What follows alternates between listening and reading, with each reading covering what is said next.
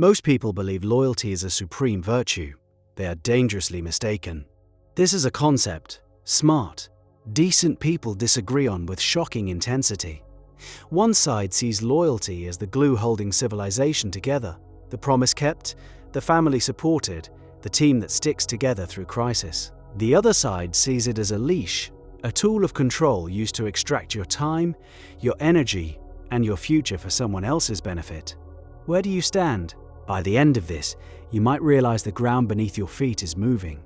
To one camp, loyalty is the highest human expression of commitment.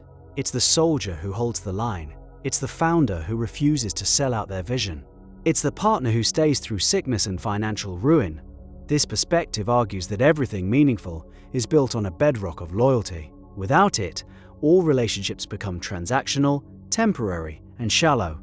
You can't build a company, a family, or a life of substance on a foundation of "what have you done for me lately?" The reward for this steadfastness is profound. It's the deep, unshakable trust that comes from knowing you are part of something larger than yourself. It's belonging. This view champions the long game, arguing that fair-weather participants never see the real rewards that only come after enduring the storm. Sacrifice is the price of admission to a world of deep connection and shared history. Who would want to live without that? That sounds convincing, but there's a problem with celebrating sacrifice. What happens when the sacrifice only flows in one direction? This is the point where the ideal of loyalty begins to crack, and through that crack, a much darker picture emerges. The other side of this debate argues that appeals to loyalty are almost always a precursor to exploitation. They are the beautiful words used to mask an ugly transaction. Think about the language. "We're a family here." This is often said right before asking you to work a weekend for free. Take one for the team. This usually means your need to being sacrificed for a poorly managed project. We all need to tighten our belts. This is frequently declared by people wearing very expensive belts. The argument is that loyalty becomes a blind spot, a vulnerability that is actively and systematically targeted. This perspective views loyalty as a form of anesthesia. It numbs you to the pain of being undervalued. You are praised for your commitment, your work ethic, your willingness to go the extra mile. And that praise feels good. It feels like recognition. But look closer. Is the praise accompanied by a raise, by a promotion, by a lighter workload next week? Or is the reward for doing more work simply more work? The reward for shoveling sand is a bigger shovel. You are praised for your capacity to endure even more. You become the designated crisis handler, the one who can always be counted on to clean up a mess. You are invited to every fire and celebrated for your firefighting skills. But when the crisis is over and the celebrations begin, your invitation seems to get lost in the mail. And yet, there's a danger in this worldview too. If you become too cynical, you risk a different kind of poverty. A life lived entirely on a transactional basis is a life of profound isolation. If you see every request for help as a potential scam, and every appeal to community as a veiled threat, you will successfully protect your resources. You will never be exploited. You will also never experience the deep generative power of a high-trust relationship. You build a fortress to protect yourself. It works. The fortress is impenetrable. The problem with a fortress is that it's also a prison. You are safe inside, but you are also alone. The person who is loyal to no one and nothing is trusted by no one and nothing. They are a free agent, yes, but they are free-floating, unmoored from the very connections that give life meaning. Is that a victory? The truth is more complicated than either side wants to admit. The debate shifts from a simple good or bad binary to a much more difficult question. How do you tell the difference between genuine, reciprocal loyalty and its toxic, exploitative counterfeit? The two look identical from a distance. Both demand sacrifice, both involve commitment, both use the language of belonging. The difference is in the flow of value. In a healthy system, loyalty is a two-way street. Value flows back and forth. It might be asymmetrical in the short term. One person gives more for a while than the other, but over the long term, the ledger balances. In an exploitative system, loyalty is a one-way valve. Your time, your energy, and your emotional labor flow out. Very little, if anything, flows back. The system is designed for extraction, so how do you spot the one-way valve? You have to look at the mechanics. First, pay attention to the pattern of crisis. Exploitative systems are often addicted to emergencies. There's always a new fire, a new deadline, a new existential threat that requires everyone to drop everything and go above and beyond.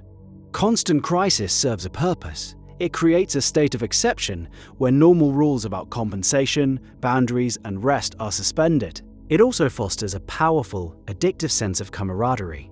This is trauma bonding, repurposed for productivity. You feel close to your teammates because you're all in the trenches together. The problem is, some people seem to live in the trenches, while others only visit when they need something done. Ask yourself, who creates the crises and who is always expected to solve them? And what happens after the crisis is over? Does the system return to a sustainable, respectful normal? Or does the clock simply start ticking down to the next emergency? Another key mechanic is the weaponization of your own history. The longer you are in an exploitative system, the more your past loyalty is used as leverage against you. You want a raise? But you've always been about the mission, not the money. You want to take a vacation, but the team is really counting on you right now. You're the only one who knows how this works. You tried to set a boundary. That's not the person I know, the one who would do anything for this company family cause. They are taking your virtue and turning it into a cage. They praise your reliability to ensure you remain reliably available. They celebrate your self-sacrifice to encourage you to keep sacrificing yourself on the altar of their priorities. The very identity you've built within the group, the dependable one, the go-to person, is used to keep you in your place. This is amplified by a powerful psychological phenomenon, the sunk cost fallacy. The more you invest in something, the harder it is to walk away. You've given 5 years of your life to a company, 10 years to a friendship, 20 years to a marriage. You've poured in your youth, your best ideas, your sleepless nights. To admit that this loyalty was misplaced feels like admitting that your investment was a total loss. It feels like admitting you were a fool. So instead of cutting your losses, you double down. You tell yourself, if I just stay a little longer, it will pay off. If I just give a little more, they will finally see my value. This is the logic of the gambler at the slot machine, feeding in coin after coin, convinced the next pull will be the jackpot. The machine, meanwhile, is simply programmed to take your money. It makes no promises. It just has a very effective user interface. Now, the defenders of loyalty would call this a deeply cynical take. They would argue that this mindset poisons the well. If you're constantly scanning for exploitation, you'll find it everywhere, even where it doesn't exist. You'll mistake a temporary imbalance for a permanent conspiracy. A friend asks for a big favor because they're in a genuine crisis, and you see it as a power play. A manager asks the team to pull together for a tough quarter, and you see it as a corporate plot. This constant vigilance is exhausting. It corrodes trust and makes genuine connection impossible. It turns you into an accountant of human relationships, meticulously tracking every debit and credit, terrified of being cheated out of a single emotional penny. They would say that a life lived this way is a small, fearful life, and they have a point. The person who trusts no one is just as trapped as the person who trusts everyone. The core tension is this: to participate in anything meaningful, you must extend trust. You must make yourself vulnerable. And when you make yourself vulnerable, you create an opening for exploitation. There is no way to have one without the risk of the other. So the task is not to eliminate risk. The task is to become better at reading it. The most critical skill is learning to distinguish between being valued and being useful. Being useful is about your function. You solve a problem. You fill a need. You produce a result. Your utility is high, so you are kept around. Being valued is about your existence. You matter to the group, independent of your immediate output. A sign that you are merely useful is that people are only interested in the parts of you that serve them. They ask about your work, but not your weekend. They remember what you can do for them, but forget the details of your life. They celebrate your successes only as they reflect well on them. A sign that you are valued is that the relationship exists outside the context of need. They check in with you when there is no fire to put out. They celebrate your wins even when it's nothing to do with them. They respect your no, even when it's inconvenient. This is the crucial test. How is your no received? In a healthy system, a no is met with respect. It might be disappointing, it might require a new plan, but it is honored as a legitimate boundary. Your autonomy is seen as more important than your compliance. In an exploitative system, A no is treated as a betrayal. It's met with guilt tripping, pressure, emotional withdrawal, or even punishment. If your no is a problem, your yes has no value. It is simply an expectation. Your consent is assumed. You're a resource, and resources are not expected to have opinions. Think about the flow of information. Is it symmetrical? Do you have a clear picture of the budget, the politics, the real reasons behind decisions? Or are you operating on a need-to-know basis, where need-to-know is defined entirely by someone else? Information asymmetry is a massive source of power. When they know more than you, they can frame reality in a way that serves their interests. They can manufacture urgency. They can minimize your contributions and exaggerate their own. They can make promises they know they can't keep because you lack the information to call them on it. The person who is truly loyal to you wants you to be informed. The person who is exploiting you needs you to be in the dark. Their greatest fear is a well-lit room. So where does this leave us? Trapped between the cold, lonely fortress of cynicism and the open, vulnerable field where we risk being fleeced. There is no simple checklist. There is no app for this. It's an ongoing, dynamic process of calibration. It requires paying attention to the subtle data that your body and your emotions are constantly providing you. That knot in your stomach when a certain person calls. That feeling of exhaustion after a meeting, even when nothing eventful happened. The way you find yourself rehearsing justifications for why you're staying in a job or a relationship that consistently makes you feel small. This is data.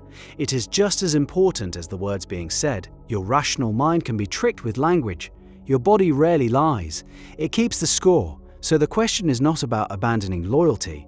It's about becoming worthy of your own loyalty first.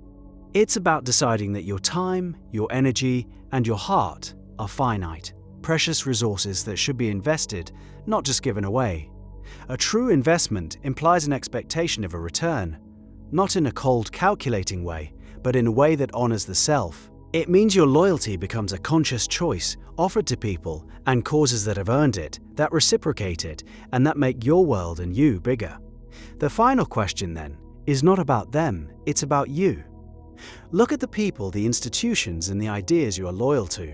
Where does your loyalty flow freely and get replenished? And where is it being pumped out of you, leaving you drained? Where do you feel a sense of shared purpose, and where do you just feel used? The line between commitment and complicity is the line you draw yourself. So what is the price of your loyalty? And when is it too high to pay?